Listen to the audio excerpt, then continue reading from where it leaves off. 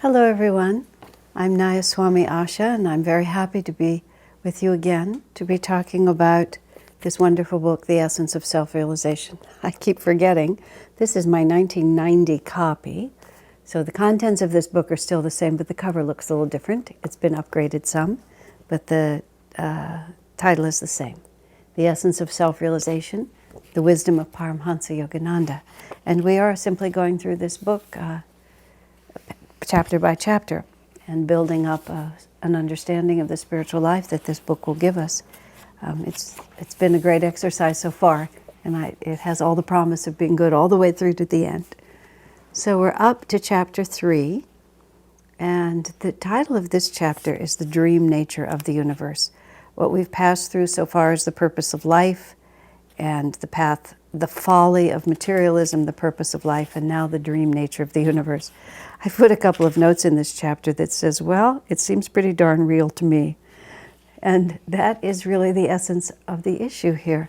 It's fascinating to read because Master tries very hard, and his reasoning is beautifully articulate, to try to explain to us that this world is not what it seems, and to explain why it isn't and what it actually is. But this is one of those points where there's just such a contradiction between the kind of self-evident through the senses experience that we have and what the masters and the saints tell us. One of the great geniuses of Swami Kriyananda as a teacher, which I've often articulated, is the way he could make ideas that were really beyond our capacity to comprehend. He could bring it down to something where we could at least understand the principle. And then once we could understand the principle, we could build from there. One of my favorite examples is when he talked about God is bliss, and it's the nature of bliss to want to share itself. You have to start with the premise that God is bliss, but he can still say, and then he just uses the example, isn't it obvious when you find something that you really like? I mean, let's talk about a restaurant or a movie. We're not talking about infinity or self-realization. He says the first thing you do is you want to tell someone. I went just locally not too long ago and found a very nice restaurant. I got business cards and takeout menus and posted it on the bulletin board in our community and wrote a couple of notes to people. I was enjoying it more when I thought that others would also enjoy it. And there's a consistency to the universe that is a very important principle. In fact, Master says something in this very chapter which I just love. It's toward the end. It's, in fact, let me see where he says it. Let me just find it in here. Yes, it's number 7 in chapter 3. He says, even miracles must have some basis in reality. I absolutely love that sentence. Sometimes you read these books over and over, and I did say this is my 1990 copy, so that's like, what, 24 years I've had this book? But I never really saw that. Even miracles must have some basis in reality, which is miracles appear to be a complete departure from what we know, but they're just a little farther down the road of the same road that we're already walking. So there's several principles in this dream nature of reality, and I'm likely to skip around a little bit just to make it real. Real for us. Well, let's see. To make the dream nature of reality, the dream nature of the universe, real to us. I won't go any farther. I'll just leave it and just let it hang out there. But Master tries to explain to us how the illusion of reality is created, and he explains in, let me just get the number so that we know. He talks about the waves on the ocean. Because I'm skipping around so much, I don't know exactly where it is. Let me just find it. Yes, there it is, number 10. And he's talking about how that the way God created the universe, and I'm just going to say these things because I don't really know them, but this is what Master says. There is oneness, and then the illusion of the material world is created by vibration. That one simply starts moving. It doesn't actually become two realities. It just begins to move. vibrate. And in the Bible, they call that the word. They call that the wind upon the water. Swamiji used a very interesting example to make this point by talking about the propeller on an airplane or the parts of a fan like this. When it's hot and you plug in an electric fan and it starts whirling, and you look at it and it appears to be a solid piece of something, like a dish spinning. Or you see the propellers on an airplane which spin very, very fast. You look at it and it looks to be a solid disc.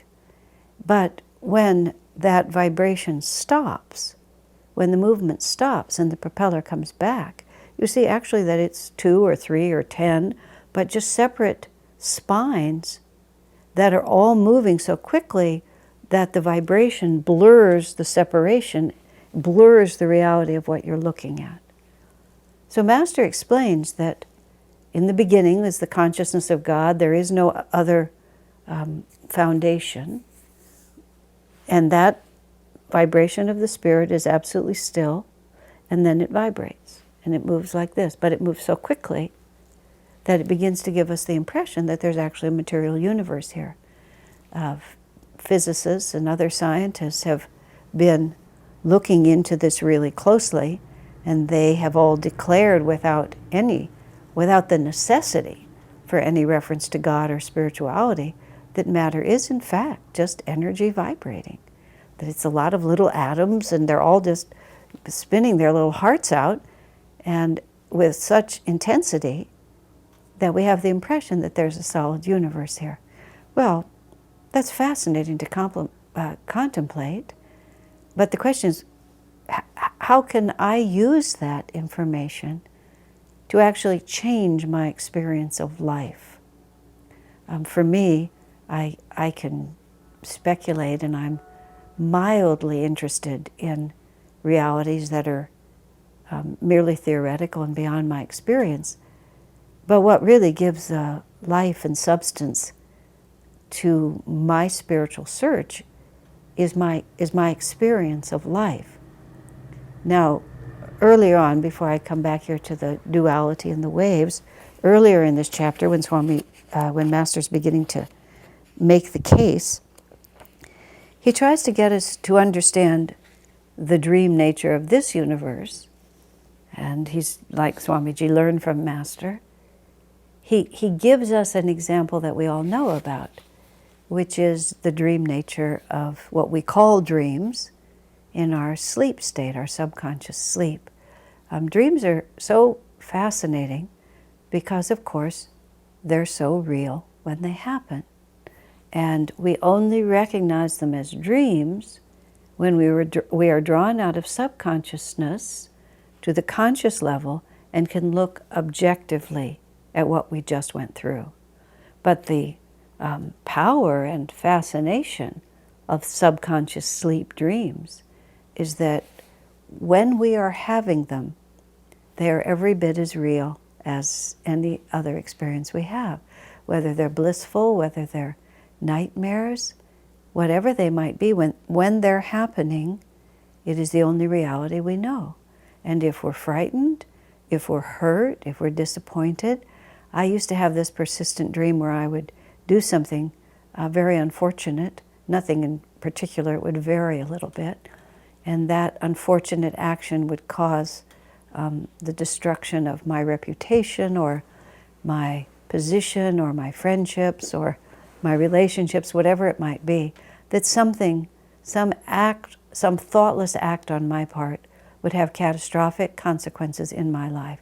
And I would feel so just bummed out. I mean, how else could you feel? And there was also this feeling of, I know better. How did I get myself into this situation? And then I would wake up, always with such a tremendous sense of relief. Because even in the dreams, there would be the slight sense of, I'm not this stupid. How did I manage to do this? But then I would wake up and it wouldn't be there, and oh, I'd be so relieved. Just all that misery, all the anticipated challenge of facing into whatever it was. Oh, what a relief. It didn't really happen. Now, Master tries to get us at least to understand in theory that the actual life that we're living now, which captures us certainly no less vividly than a sleep dream, but not more. The element here only is time. And then I'll talk about time in just a moment, but we're completely captured by this. We feel that we're young or we're old, or we're sick, or we're bankrupt, or we've been abandoned, we're being tortured, we're imprisoned. I mean, name it. You can dream it in your sleep, and you can dream it in your wakefulness. But the other aspect, of course, of a sleep dream is that there's no sense of time until you wake up. And again, Master's trying to explain to us that this feeling that we have of time, Master describes it as the foundation skeleton. Time and space is the foundation skeleton upon which this whole illusion is built. And when you think about it, you see time is essential to it. Because we know that the dream is not a dream because we wake up. When we're in it, it seems forever. So we're here now, and it seems forever. Master talks about you can dream that you get on an airplane and you fly from America to India, 12,000 miles, but you wake up and you're still in your bed. You haven't gone an inch. You can dream that you were a young person, and then you got married, and then you got old, and then you died. You can dream the whole saga of one lifetime, and it's a whole lifetime while it's happening, and then you wake up, and a few hours have passed, a few minutes have passed. Now, in theory, as I'm saying, we can imagine the parallel. But the difficulty is when we wake up, means to die, usually, or if we have some meditative experience or a near-death experience that actually completely snaps the illusion. I recall reading about a man who was dying of cancer, and he was very agitated and unhappy about it. And then one day, over the course of just an hour, his attitude changed completely, and he became very relaxed and happy, and the fact that he was dying was just of no consequence to him anymore. And he explained to his astonished family, he said that he'd had a vision. He'd actually walked to the other side. He'd woken up briefly from the dream of this life, and what he said was so amazing to him is that when he woke up, as he put it, and this was the vivid part I loved, he realized that this whole world he was living in was like a stage set, like a set on a sound stage, where it had edges, and it was just a false front that was put up, and there were edges. And as soon as you could see those edges, you realized this was just a tiny little blip in this far greater reality. And he said he couldn't see the edges anymore, but he could tell that the edge was just right behind him, just out of his sight. But he could sense that it was there because he had seen it. And once he'd seen it, what was there to be concerned about? I was thinking, as I said that, I've occasionally been invited to be a guest on a television show. Many years ago, when Ananda first published its cookbook, like this would have been, 1986, what we still publish, Simply Vegetarian. At that time, it was just called the Ananda Cookbook. And the publication of that book coincided with David and I, my husband. We had a motorhome that belonged to Ananda, and we went on a 3-month tour from Seattle to Houston, Texas, down the West Coast, across the Southwest. And to publicize that book, somebody booked me onto a lot of little television shows in all those little cities. So I made zucchini patties in Scottsdale, Arizona, and in Austin, Texas, and in Longview, Washington, and just in all these little TV stations. I went there and I made zucchini patties and talked about vegetarianism. Our cookbook was one of the very early vegetarian cookbooks. Now they're a dime a dozen, but we were pioneers, so it was a big deal. And so I have this vivid picture of these television sets. Of course, you look on the television and there's a box around it like that. So, Ted and Martha are sitting there on their couch with their little table in front of them and their flowers, and they're chatting with each other, and you can't tell that just inches away there's all these people with cameras and stuff. Nowadays, when they do interviews and things on television, I've seen it's popular to pull back with one other camera and show you the set. But that was never done in those days. You just thought you were in a whole world. Except when you looked at it, it was slightly comical. Now, it's hard for us to look at our lives and see that they're slightly comical because we don't have a sense of the illusion of time and space. Now, here's where I'm going with all of this. We can know that as a principle, and death and dying, to me, have always been extremely central to the concept of life, because past life memories, certainly, of how many incarnations have we had? The masters tell us it's millions. And in every one of them we died, every single one of them, because here we are. So we've died over and over and been through this over and over, and some part of us really remembers. And when you come deeply onto the spiritual path, it's because a lot of you really remembers. Even if you can't conjure it up in detail, the lesson is with you. And for me, the fact of dying, in other words, the fact that sooner or later this whole thing would dissolve. And so no matter how long it seemed to last, no matter how intensely real the adventures, sooner or later it would all dissolve. And it seemed to me that that was a real important fact. That if it was all going to dissolve in the end, you had to think differently about what you were doing. Because it wasn't just a question of getting it all lined up and that was going to be that. At some point, you would be abandoning the whole thing, and what would you take with you? What would you be? Now, when Master, and this is how he explains it in this book, when Master's drawing the analogy between this world and the world of sleep dreams, what he points out is, how he explains it is, no matter how complicated your sleep dream, it only exists in your consciousness. It's merely because you have imagined it, and merely because you have imagined it does not make it any less intensely real. It only exists in your consciousness, but inasmuch as we are our consciousness, then the fact that it exists in consciousness means that it exists. There's this fascinating aspect of dreams, which is that even if somebody is sleeping right next to you, even if somebody has their arms wrapped around you while you're sleeping, you can be at the top of the Taj Mahal, and they can be on Maui surfing in the ocean. And you can be as close together as two bodies can be, but the integrity of your consciousness, you're each living in completely separate worlds. Now, in our waking state, there are more shared realities. In the subconscious state, the nature of subconsciousness is that it is entirely subjective. So you're on the Taj Mahal and he's surfing on Maui, and you can both think that the other person is with you, but you're really each in your own subconscious worlds. It's only in your consciousness, and when you wake up, it's gone.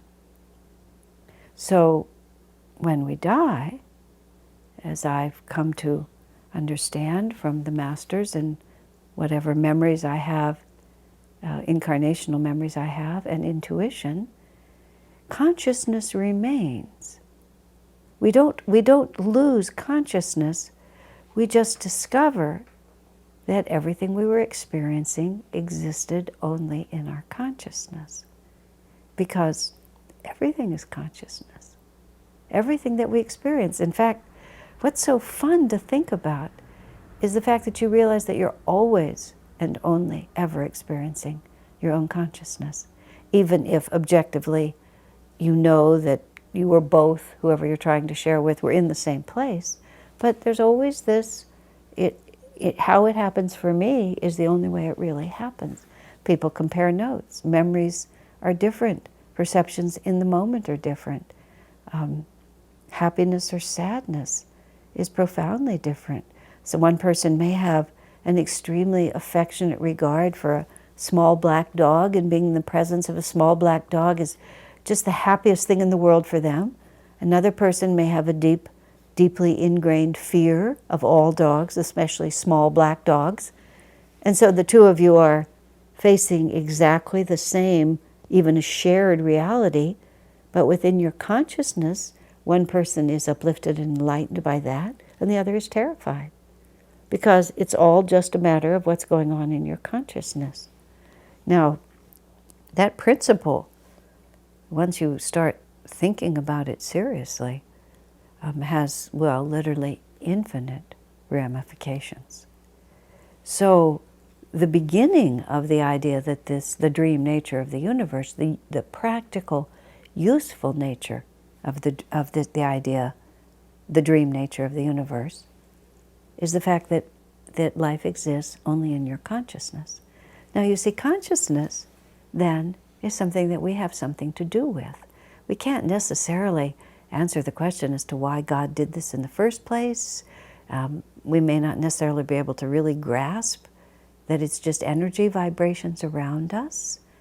But if we do grasp the idea that all I ever experience is my own consciousness, suddenly this enormous and fascinating potential opens up in front of us.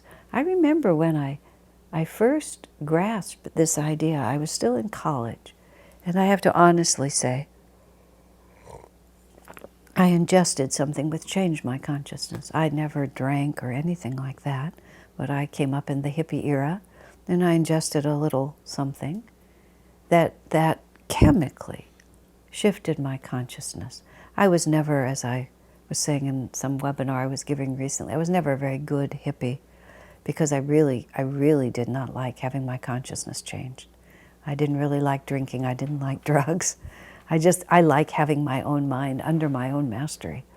But the result of just chemically induced shift of consciousness, and that was the only possible explanation for it, wasn't a shift of perspective or a feeling even. It was just suddenly I saw that my perception of the universe was arbitrary. That if I shifted my consciousness, everything was different.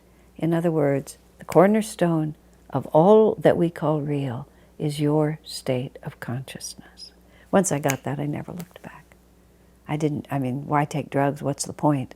They don't do anything really for your consciousness. It's just another dream. It comes and it goes. But you can really alter your consciousness. And you see, if you alter your consciousness, you alter the nature of the universe. Everything. The first entry here in this section, the dream nature of the universe, is the classic story of the man whose only son was killed by a cobra.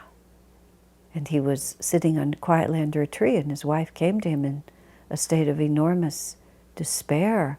Our only son has been killed by a cobra. And to her fury, her husband, the father of that only son, just did not respond or react at all. He remained completely calm. And she became enraged with him. You heartless, unfeeling man, didn't you hear me? Our only son was killed by a cobra. And the man explains, he said, last night I dreamt that I was a king, and I had 7 sons, and all 7 of my sons were killed by the bite of a cobra. And he said, and now I can't decide whether I should mourn for the 7 sons in that dream or for the 1 son in this dream. Now, that's a very interesting and fascinating lesson, because you see, it's all consciousness. And this world also only exists in consciousness. So that's the first premise. And that's, when I was 18, that was a real deciding reality for me. Oh my, I really need to get down to the main event here. The main event is not my college degree or anything like that. The main event is, what is my consciousness? And where is it? And how can I bring it under control? And what disrupts it? And what calms it so that I can experience, well, the joy that I long to experience and escape the suffering that seems to be so inherent all around me, and nobody seems to have much of an idea what to do about it. So now this leads us to the progression that Master has in this chapter himself. and this is where I was touching on a little while ago, but I realized I had to lay more of a foundation. When he starts talking about, and Master just follows a certain logical train, which he explains here, about what is behind, what is behind matter is energy, what's behind energy, thought, consciousness, and he traces it back to God, and God is the only absolute. I won't really try to reiterate all that. Master does it much better than I. But the end point is, where I was a little while ago, there is the one consciousness of spirit, and this whole world is created by the movement of that one reality. And because it's moving from a point of stillness, it can never just stay on one side or the other, because it's anchored in the center. It vibrates, just like a tuning fork. Tuning fork, you hit it, and it vibrates like that, and it creates sound. Well, actually, consciousness vibrating creates sound, creates light. All of our senses are activated by that vibration. Now, the one spirit moving in duality, and you see the nature of the universe everywhere you look, is it's always balancing opposites. And as we progress through this, you see that's one of the reasons we suffer so much, is that because we are a collection of opposites too. We are what we like and what we don't like, what we call myself and not myself, everything. The sun rises and the sun sets. It's summer and then it's winter. We are young and then we are old. There is male, there is female. This water in this cup, the tea in this cup was hot, and pretty soon it's going to be cold. And I prefer that it stay hot, but it won't, because the nature of hot is to gradually transmute itself into cold. Sooner or later it happens, no matter how long the cycle, no matter how expensive the insulated sippy cup we put it in. It's the nature of hot eventually to become cold. So if I'm going to enjoy it, whether or not hot is more pleasurable than cold is really just a perception in my own consciousness, isn't it? Even the fact that it tastes hot or cold. But I won't challenge us too far. But whether I like it or not is a question of the degree to which I myself have tied my happiness to one side or the other of the duality. And some of these dualities seem self-evidently one is more desirable than the other. To not be in pain versus to be in pain, to be loved instead of to be not loved, to be young and beautiful, to be old and decrepit. One of my friends, she was so funny, she announced one day, she basically said, I'm just never going to be slim, young, and gorgeous again in this incarnation. And she just decided to get over it. I was amused, speaking of that phrase. There was a very good documentary film I saw once, and it was put together by medical doctors. And the medical doctors themselves were outraged by the inability of people as a whole to accept the fact of death, and the distortion of medical practice that has come about because people are just so desperate to stay in their bodies when it's so clear that their bodies are trying to kick them out, that it's over.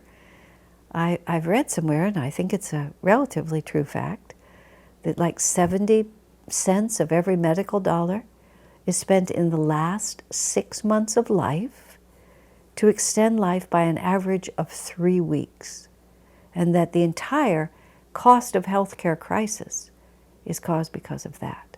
That if we had a more enlightened relationship to death, then many other things would fall into balance.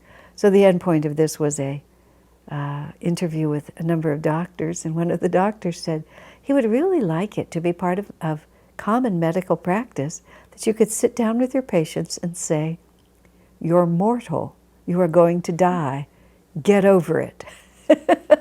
Just like that. And yes, we are mortal, we are going to die. Get over it.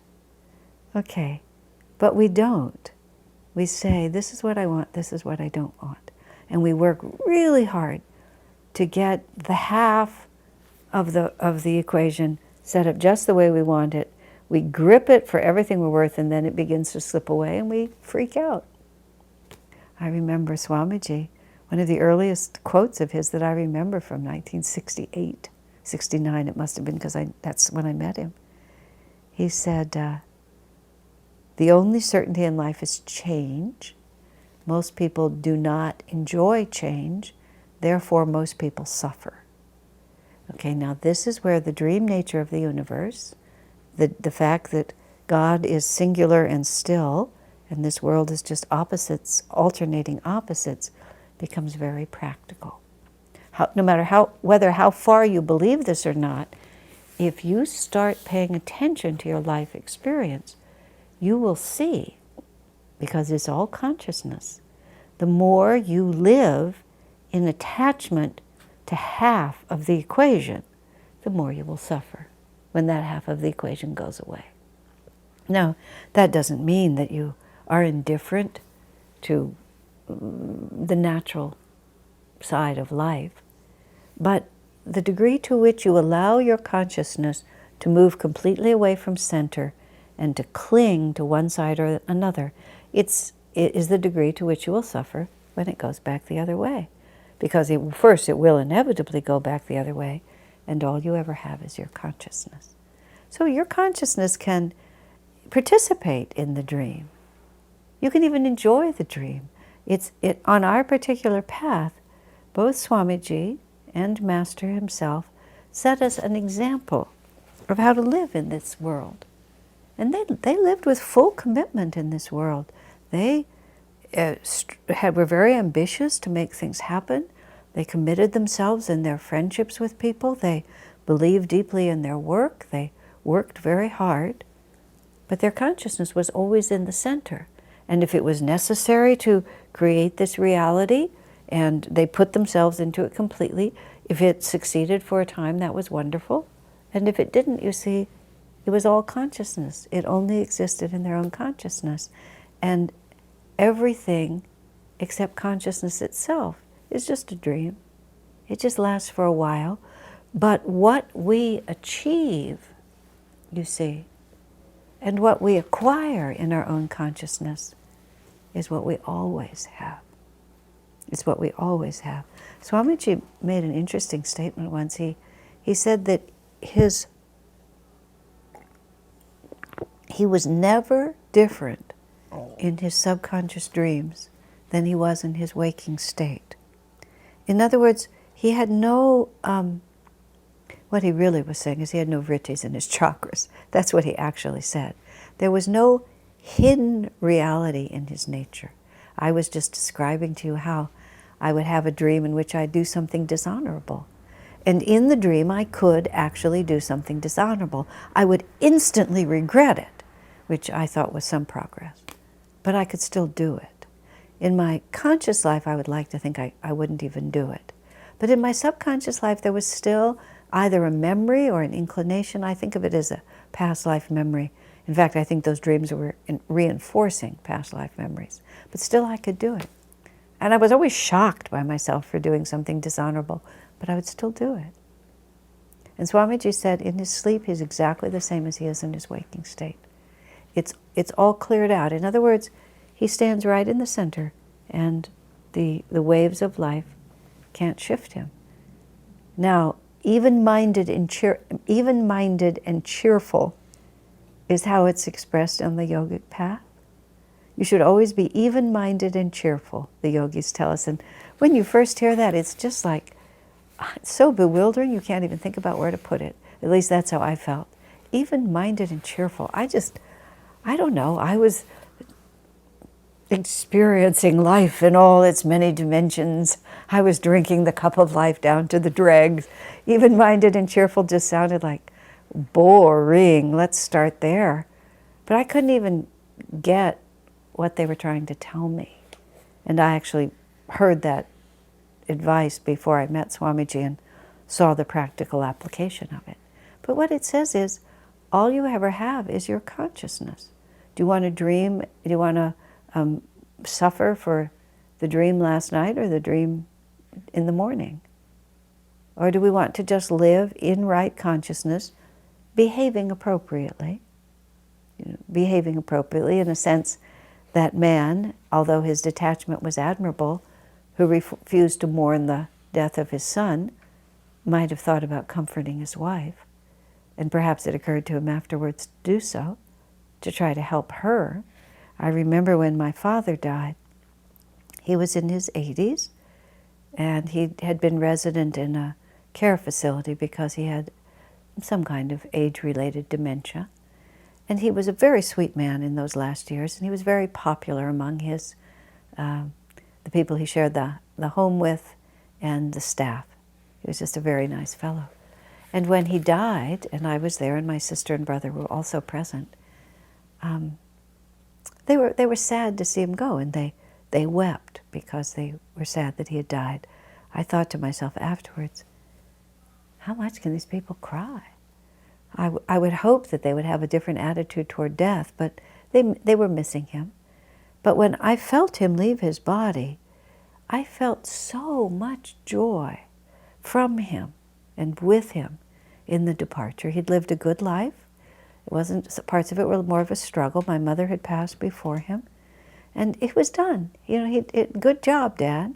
And now you can go on. This dream is over, and you can go on to the next reality, and you can take your consciousness with you, which was very, very joyful. So I was laughing, I was smiling, everything was just blissful to me. I was so tuned in to his happy freedom. And these staff members were coming and expressing their condolences, and many of them were crying, a surprising number were crying, and I was laughing, and my sister, who was more tuned in than I was to what was happening, she said, you're just not behaving appropriately. These people are sad about it, and you're laughing. It makes you seem kind of crazy. And she said, you have to, and she said it accurately, you have to respect their feelings as well. So I wasn't able to curb my exuberance. So I kind of moved across the room and let her deal with them. But you have to be appropriate also. Part of having the right consciousness is to be appropriate.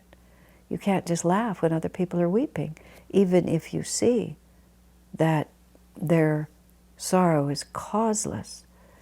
If you have greater wisdom, it is you are responsible for comforting those who have less. Just like when your child may come to you and tell you that the dolly has a broken arm. Oh, poor Dolly, Dolly has a broken arm. You don't say, it's just a stupid piece of, wood and cloth. What difference does it make? You have to say, oh, poor Dolly's broken arm, because your child is learning right consciousness, even though it's an imaginary thing. He's practicing with that imaginary thing to learn right consciousness for the rest of the imaginary thing. And so you teach him to be compassionate and to fix Dolly's arm and to kiss it and make it all better. You're just dealing with an imaginary thing, but you're training consciousness. And it's very important to train that consciousness correctly, not to allow your children to become upset over every tiny thing. Master had the startling advice, don't always put a sweater on your children when they're cold. And don't feed them right away every time when they're hungry. Now, I know people think that sounds terrible, but he says teach them to have a little mastery over their consciousness.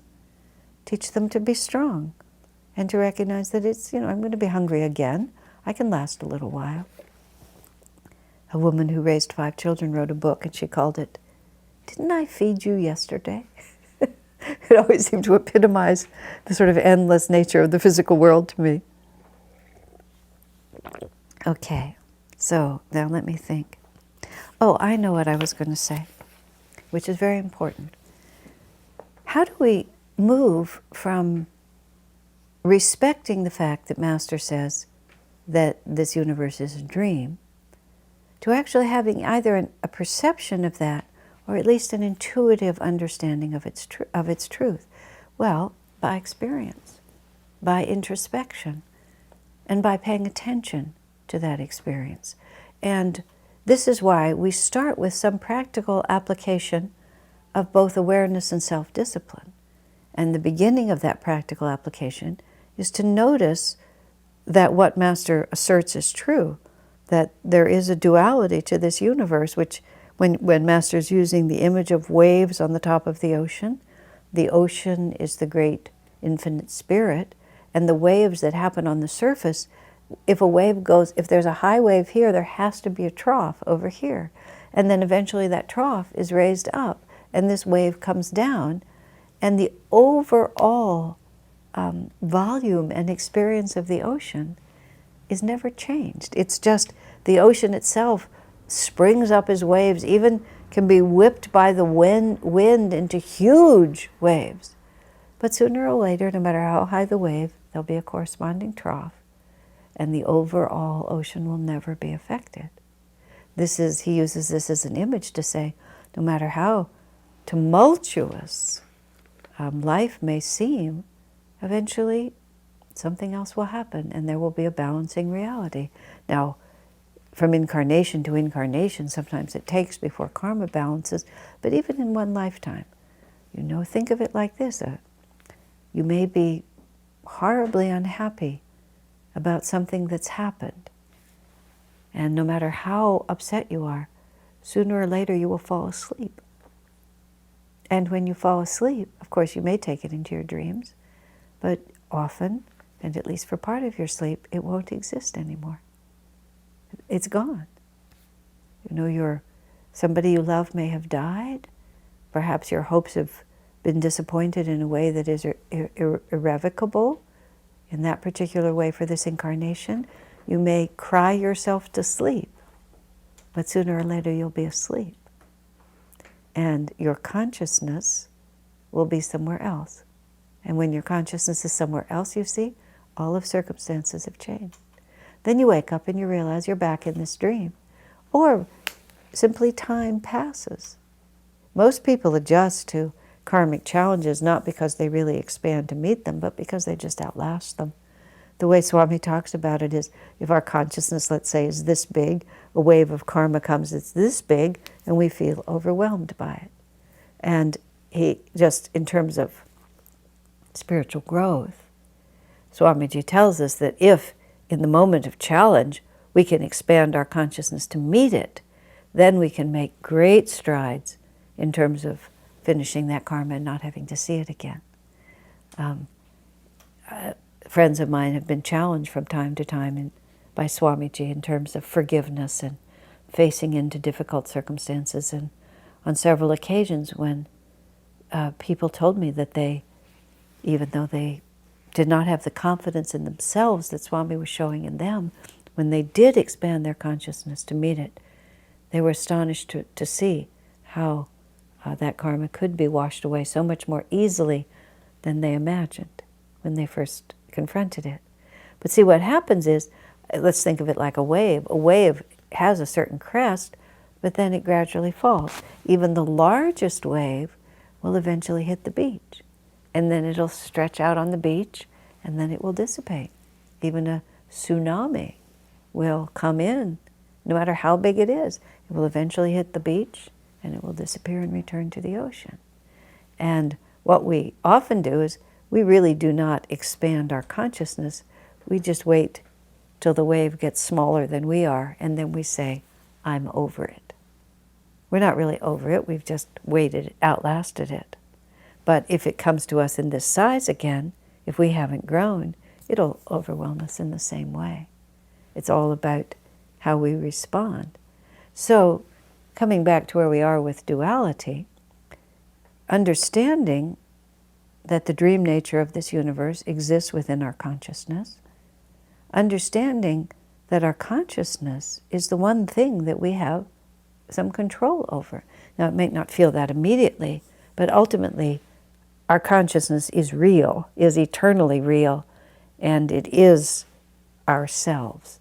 I say the distinction is because I live in this house, and I have a job, I work for Ananda, but I have all these realities here. I have a husband, and there's just so many different things. I live in this body, and all of these things could just change in the morning. I was at Ananda Village in 1976 when a great deal of the community burned down.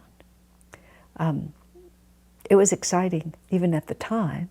I didn't lose my own house, and so I don't want to be flippant about something that had a much deeper impact on other individuals than on me. But it was, in a certain sense, thrilling.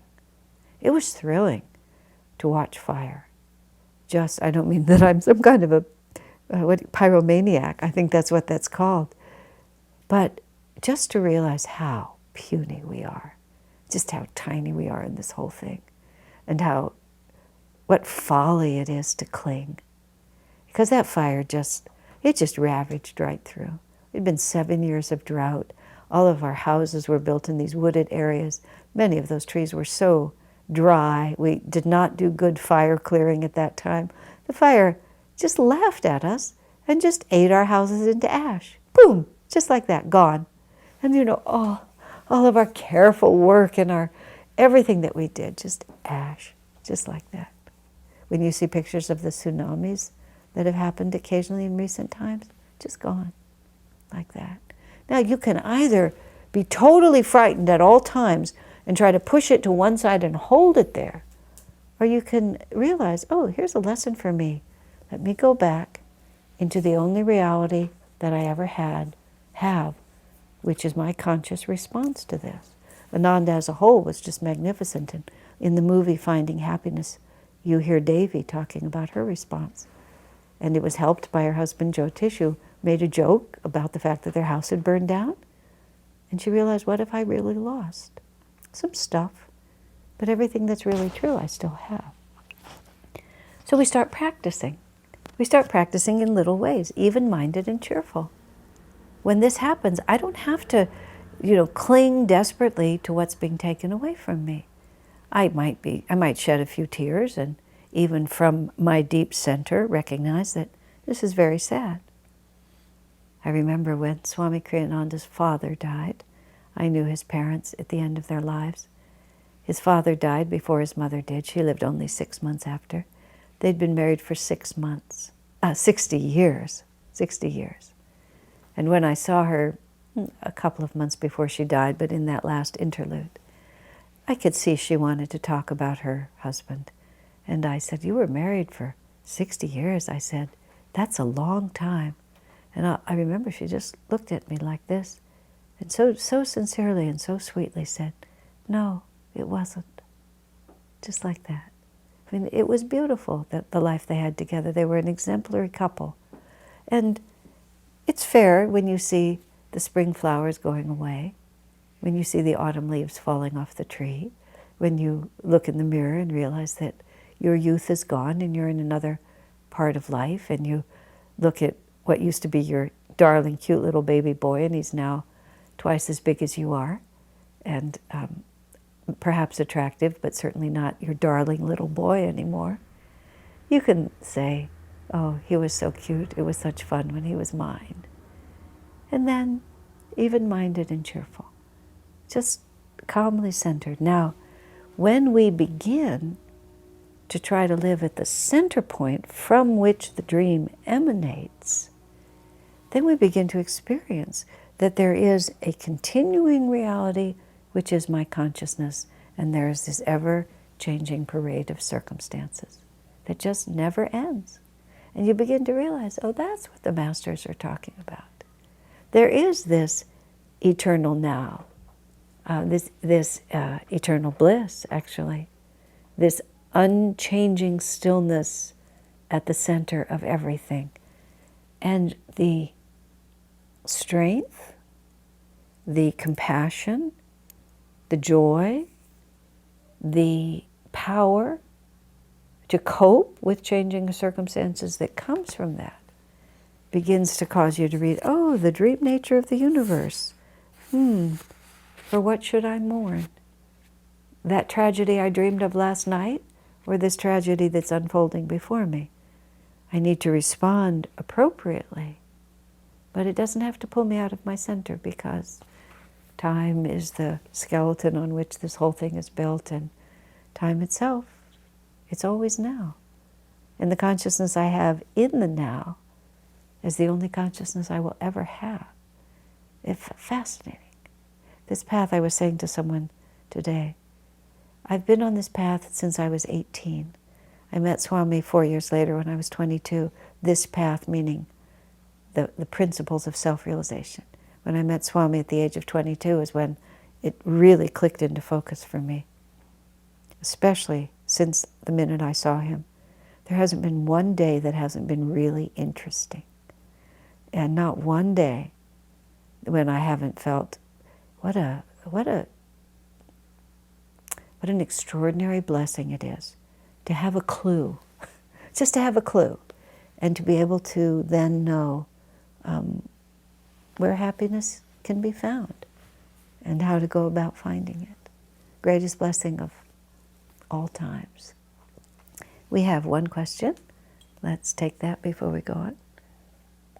So if you have what seems to be an experience of God or this eternal now or anything like that, how can you tell that it's not simply as subjective as the drug-induced experience, as the dream experience, as anything else? If anything, fewer people in the world can relate to it, and it seems more subjective. Right. We were in, I was with a group of friends, and we were in Mumbai. And we showed the movie Finding Happiness to a group of students at IIT, I think is how you pronounce it. IIT in Mumbai, extremely prestigious university. Only the creme de la creme is there. And we were showing our movie, and this young man afterwards threw in the words spirituality, religion, and superstition, as if they were all synonyms for the same reality. And I started by teasing him. I noticed that you just threw superstition in there as if it was all the same. I had made a distinction between religion and spirituality. And what I was saying to him is that spirituality is actually evidence-based. Master called it the science of religion. And it is true that the evidence, in a certain sense, is subjective. Not entirely so, because you can verify your experiences by reading the scriptures carefully and by the opportunity to be with souls who are self-evidently more advanced than you. And if they can verify your experiences with experiences of your own, or you can find consistently endorsed in the scriptures the same experiences that you're having. But there is an element of how can you tell, and it is possible to be deceived. Patanjali, in his Yoga Sutra, speaks of one of the serious obstacles on the path is hallucinations, false visions. Just thinking that you're having some experience and you're really not. It's the vocabulary we have to use is that it's subconscious, which is it's a projection of your own imagination, rather than superconscious, which is an expansion of your awareness into a greater reality. That's where the confusion can come in. Subconscious experiences like dreams, like sleep dreams, not all dreams are subconscious, but most dreams are subconscious. Mostly when you're asleep, you're in an imaginary world of your own making. But when you meditate or in some way or another, and sometimes it does happen in sleep, that superconsciousness breaks in. And superconsciousness is where your individual awareness actually expands out and connects with an aspect of the infinite. Superconscious dreams have an entirely different vibration and an entirely different effect on you, even if you're asleep. So what it comes down to is Jesus' answer when he was asked a similar question. The nouns were different, but it was the same question. How can you tell a false prophet from a true one? His disciples asked him. And he said, a good tree gives good fruit, a bad tree gives bad fruit, and a bad tree can never give good fruit, and a good tree does not give bad fruit. In other words, by their fruits is how he put it.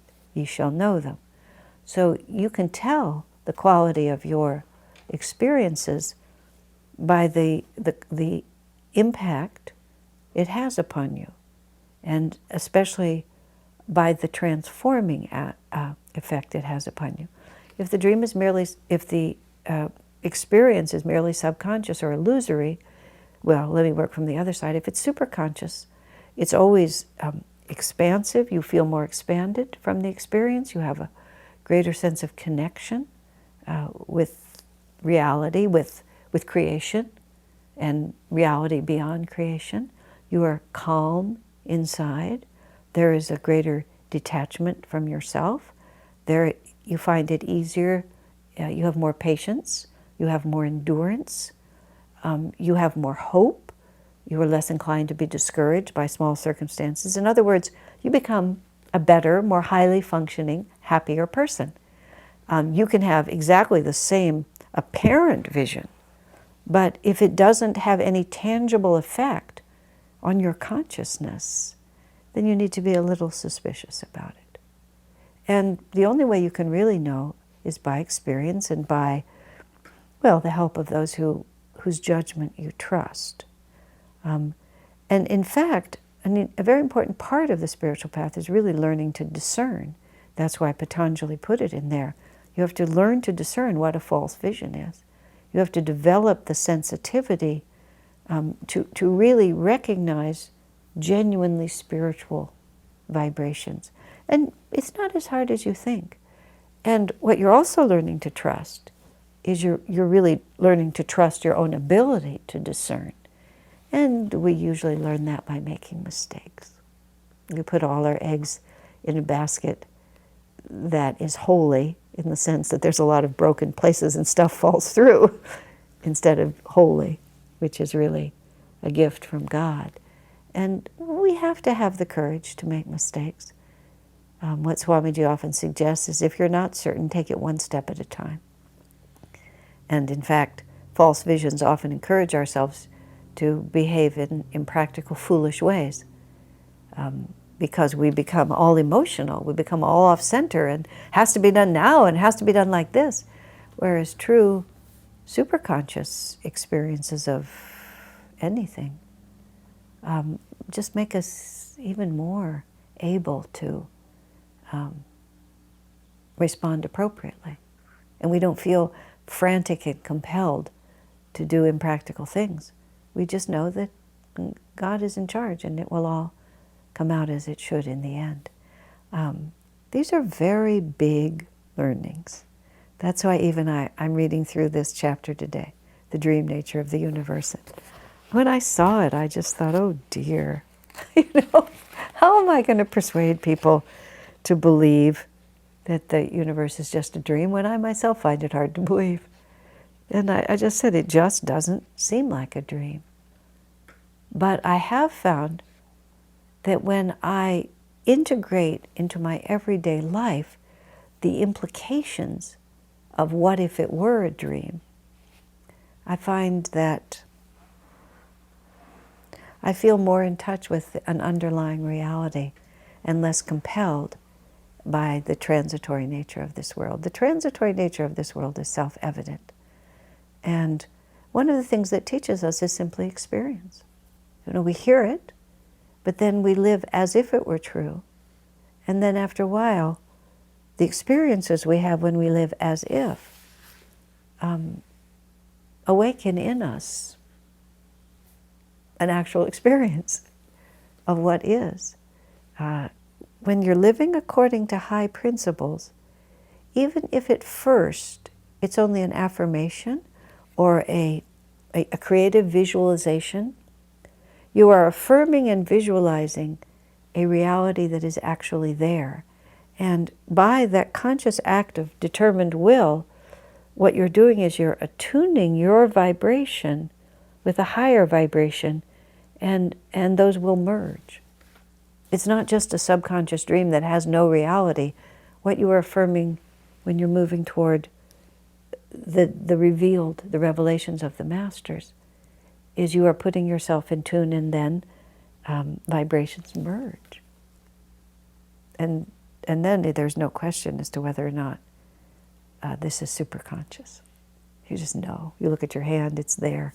You feel in your heart, you know. And that's the beginning of faith. Faith is built on actual experience. So friends, the dream nature of the universe, we made it through. It's been a joy to spend this time with you.